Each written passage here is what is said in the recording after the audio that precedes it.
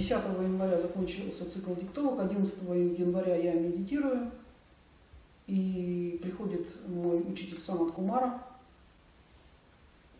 и говорит, что мы приступаем к следующему этапу работы. И этот следующий этап работы – это общинное строительство. Я пыталась понять, что же делать, то есть что-то надо строить, что-то надо брать, что-то делать, что-то там планировать, там, тащить куда-то, бревна таскать. И Санат Кумара сказал: успокойся, этот этап продлится до конца твоей жизни. И на самом деле, когда мы пытаемся понять, что же мы должны делать, то первое, что мы начинаем делать, мы начинаем думать, что нам нужно что-то брать и делать. И Санат Кумара по этому поводу сказал, что самое главное, что нужно делать, это распространять учение. Это единственное, что нужно сделать. Распространять учение. То есть нужно делать все, что способствует тому, чтобы учение доходило до как можно большего количества людей.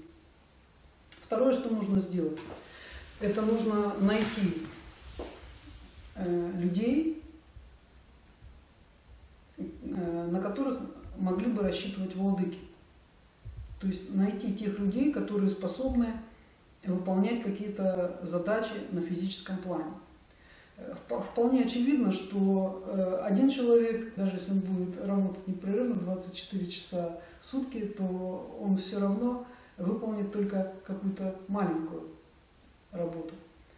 И два человека, они способны тоже очень мало сделать. И для того, чтобы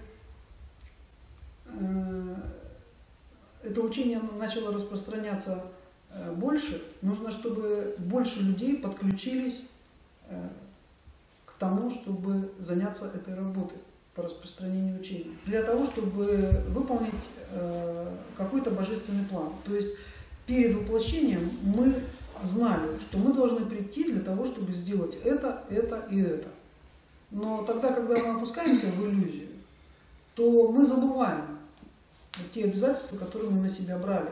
И для того, чтобы нам об этом вспомнить, мы должны заняться собой, заняться очищением своих 4 нижних тел, чтобы услышать свое высшее Я, чтобы вступить с ним в связь и понять, что же мы должны делать. Вот. И таким образом задача сводится к тому, чтобы найти тех людей, которые уже совершенно точно знают, что они должны делать. И они готовы посвятить этому всю свою жизнь. То есть эти люди, они должны совершенно четко понимать, что они пришли в воплощение для того, чтобы, допустим, распространять учение, для того, чтобы учить детей, для того, чтобы работать с теми людьми, которые, допустим, не способны сами о себе побеспокоиться, для того, чтобы выполнять какие-то социально значимые программы, для того, чтобы что-то делать. И на самом деле очень мало таких людей, которые способны что-то делать сами, самостоятельно, организовывать рабочее пространство и выполнять эту задачу. Как правило, когда человек деятельный и что-то делает в этом мире, он делает это для себя. То есть основным мотивом, почему он это делает, является что-то получить для себя. Допустим, хороший дом, или квартиру, или крепкую семью, или возможность отдыхать где-то за границей несколько раз в год, или построить дачу где-то на Гавайях, или еще что-то, или получить, допустим, какие-то властные преимущества. И большинство людей, 99% людей, которые успешны в этом мире и которые способны что-то делать, они делают это для себя.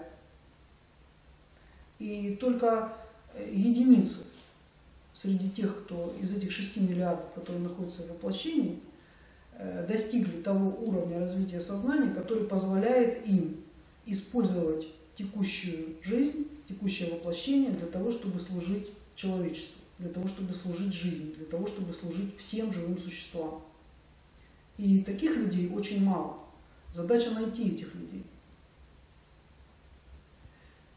И следующий этап, следующая задача, это помочь тем людям, которые не достигли того уровня сознания, который позволит им максимально служить жизни. Но они стремятся к тому, чтобы достичь этого уровня сознания, к тому, чтобы получить знания, получить информацию, получить учение.